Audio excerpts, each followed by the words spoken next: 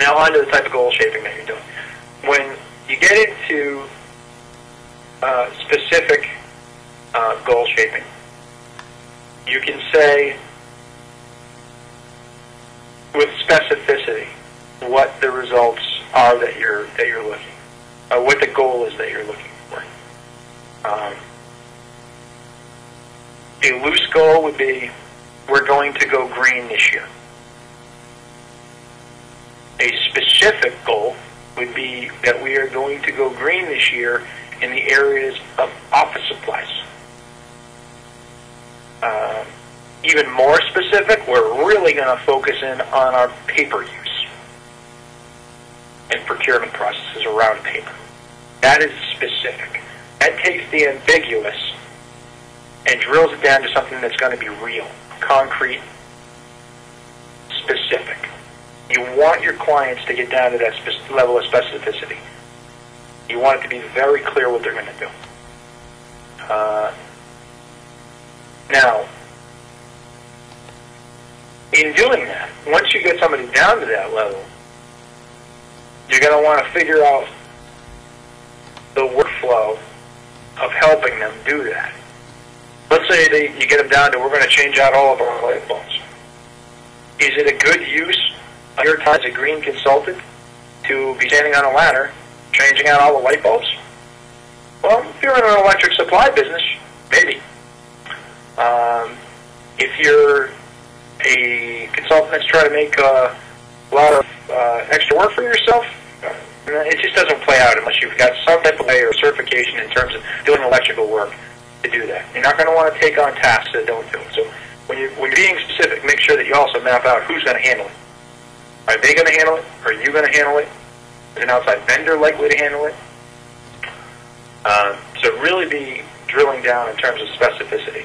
And there are a number of other words associated with S that you can use to help you.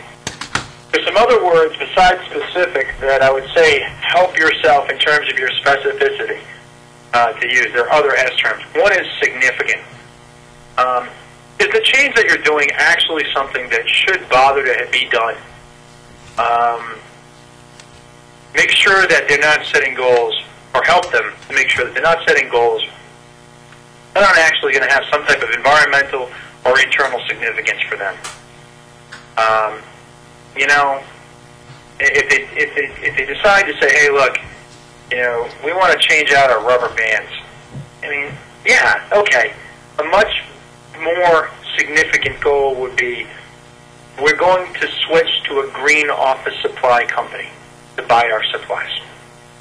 That affects not just rubber bands, but everything that they're going to buy. So try and make it significant in terms of its environmental impact, even if the minor suggestion is okay.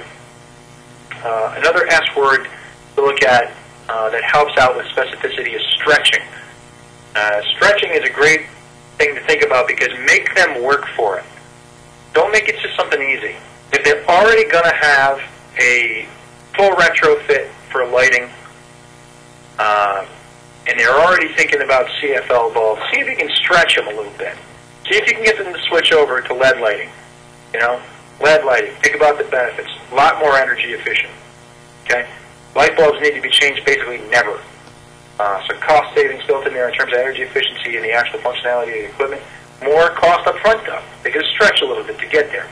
And also make it simple. Simple is another good word under S to help out with specific. And remember, they always have to be specific. It's just everything else flows to that. Okay. Simple means something that everybody can usually start to wrap their mind around.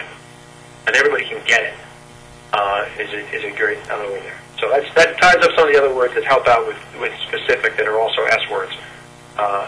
Do that, and you start to translate things from just being specific into being super, to being, you know, just wonderfully good in terms of your goal shaping. And you get the workload straightened out to make sure that it gets done properly. You might want to give folks some specific examples of what specific goals are versus general ambiguous ones, just to give them a clearer grip.